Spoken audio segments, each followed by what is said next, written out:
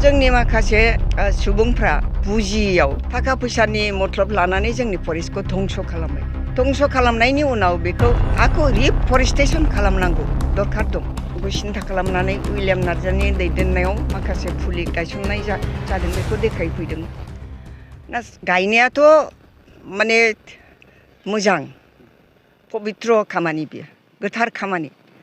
फरेस्टआव दा जोंहा रिप्लेन्टेसन खालामाबा यां जेनेरेसननि जे अबस्था बे गाज्रि जाहैगोन। फैगौ जेनेरेसननि थाखाय जोंहा जोंनि थाखानाय फरेस्ट एरियाफोरखौ जों प्रिजार्भ खालामनानै लाखिनांगौ, बेखौ फोथांनानै लाखिलांनांगौ, बिफांजों बुंफबफिननांगौ। दा जोंनि माखासे सुबुंफ्रा बुजियैयाव थाखा फैसानि मतलब लानानै जोंनि फरेस्टखौ धंस खालामबाय। धंस खालामबाय।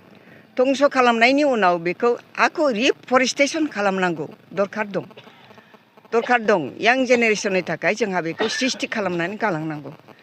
दा बिदि बाथ्राखौ सिन्था खालामनानै उइलियाम नार्जारिनि दैदेननायाव माखासे फुलि गायसननाय जादों, बेखौ देखायफैदों, आंनो देखायदों।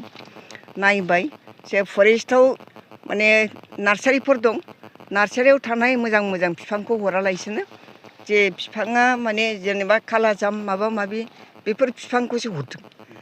दा बिथांमोनाथ' बारा मोनथिजोबाना, सेंग्राफ्रा गायदों, जे फुलि हरदों बेखौनो गायदों। थिगासे बिथांमोननि जे गायनो नागिरनाय नाजानाय बे गोथार सिन्था। खिन्थु फरेस्टआथ' गावसोर बुजिथारगौ फरेस्टनि हायाव माबायदि फुलिखौ गायनांगौ, थासेयावबो बिसोर हरा। बिराद आङो माने भुगिबाय। सेंग्राफ्रा गायदों मालाय, गायनायाव बिसोरो मोजां फुलिखौ हरा। थैरिरि माखासे एकदम बेबायदि बिफांखौसो हरोब्लाबो। आरो दा ओरैनो सोरबा चन्दन मोनबोबाय, सोरबा जाम बिफां मोनबोबाय, बेफोरबायदिसो।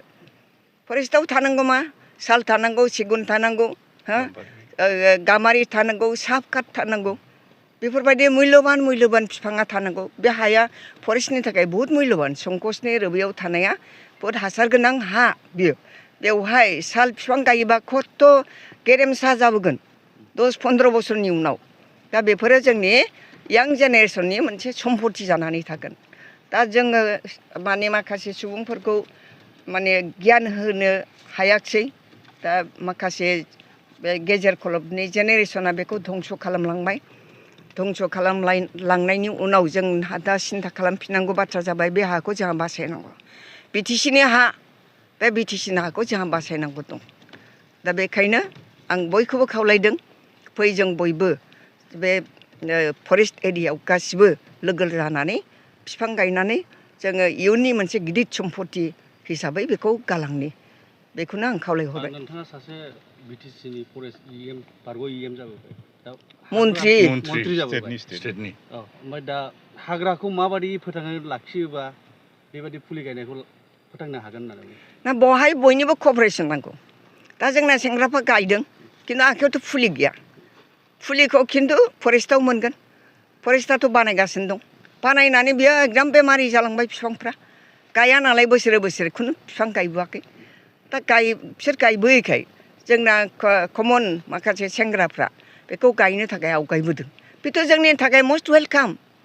सेंग्राफ्रा दिनै गायनो ओंखारदों, रिफरेस्टेसन खालामनो ओंखारदों। बेथ' दायथ'आ फरेस्ट डिपार्टमेन्टमोन ना, फरेस्ट डिपार्टमेन्टनि नङासो।